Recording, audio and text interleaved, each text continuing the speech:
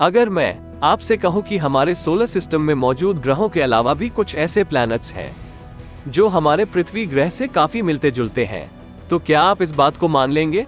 इन ग्रहों में ऐसी कंडीशंस हो सकती हैं जिसने पास्ट यानी अतीत में जीवन को पोषित किया होगा और जो भविष्य में भी ऐसा कर सकते हैं। ये सुन आपके लिए भी इस पर यकीन करना मुश्किल हो रहा होगा, है ना? लेकिन यही है 2024 की सच्चाई। नासा के वैज्ञानिकों ने 5000 से ज्यादा ऐसे एलियन प्लैनेट्स को कंफर्म किया है जो पृथ्वी और हमारी गैलेक्सी के नजदीक है और जहां की कंडीशंस जीवन जीने के लिए एकदम सूटेबल है। लाइफ सपोर्टिंग एनवायरमेंट्स वाले इन एलियन प्लैनेट्स के सबूत फिजिसिस्ट्स और एस्ट्रोनॉमर्स के लिए सुरंग के आखिर में कोई रोशनी दिखने जैसा ही है। तो क्या ये प्लैनेट्स आने वाले दिनों के इंटरप्लैनेटरी कॉलोनीज हो सकते हैं? जानेंगे हमारे आज के वीडियो में। स्वागत है आपका ऑर्बिट इंडिया में। आप यकीन करें या ना करें, अंतरिक्ष की विशालता सिर्फ डार्क वॉइड यानी अंधेरे से भरा खालीपन नहीं है।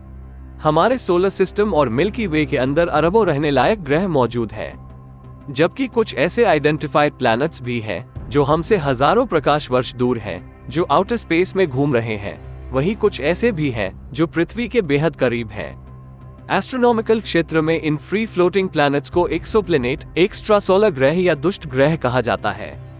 एक्सोप्लैनेट्स के बारे में दिलचस्प बात यह है कि यह किसी एक खास तारे से जुड़े नहीं रहते और इसलिए उनको दुष्ट ग्रह कहा जाता है।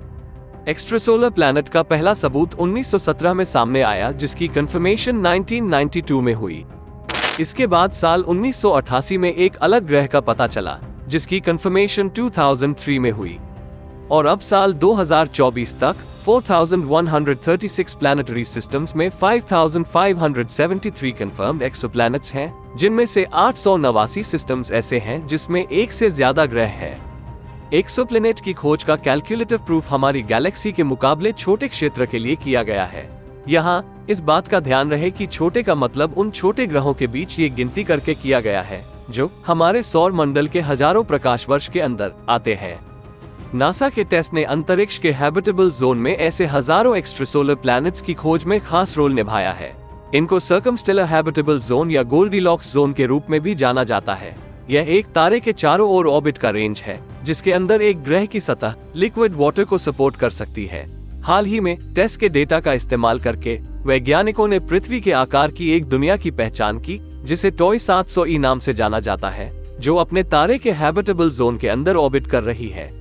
ये दुनिया 95% पृथ्वी के आकार की है, शायद चट्टानी है और पृथ्वी से सिर्फ 100 प्रकाश वर्ष की दूरी पर मौजूद है। लेकिन ऐसे कई फ्री फ्लोटिंग दुष्ट ग्रह हैं जो एस्ट्रोनॉमिकल नजरिए से जीवन की संभावना के साथ पृथ्वी के बहुत नजदीक है।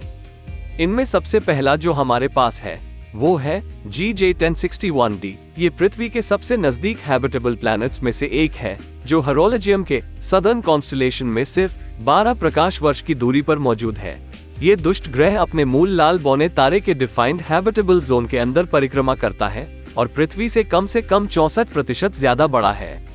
GJ1061d हर 13 दिन में अपने तारे की परिक्रमा करता है। इसके बाद अगला है टिगार्डन बी और सी। एक्सोप्लैनेट टिगार्डन बी सोलर सिस्टम से 12.5 प्रकाश वर्ष दूर मौजूद टिगार्डन स्टार के हैबिटेबल जोन के अंदर परिक्रमा करता है। यह एक सुपर अर्थ एक्सोप्लैनेट है जो लाल बौने तारे की परिक्रमा करता है, जबकि टिगार्डन सी भी सौर मंडल से 12.5 प्रकाश वर्ष दूर मौजूद है, जो अपने तारे के चारों ओर कंजर्वेटिव हैबिटेबल जोन में परिक्रमा करता है। टिगार्डन बी और सी ये दोनों ही पृथ्वी के नजदीक के पोटेंशियली हैबिटेबल एक्सोप्लैनेट्स में से हैं। और अगला है वुल्फ 1061c।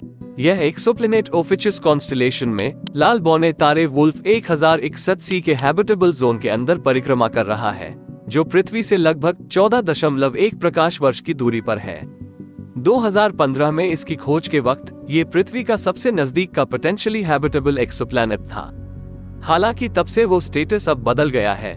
वुल्फ 1061c को सुपर अर्थ एक्सोप्लैनेट के रूप में क्लासिफाइड किया गया है, क्योंकि इसका द्रव्यमान पृथ्वी और बर्फ के बीच है। इसके बाद आता है GJ1002b।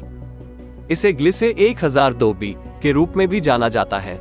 ये दुष्ट ग्रह 16 प्रकाश वर्ष दूर सटिस कॉन्स्टेलेशन में मौजूद है।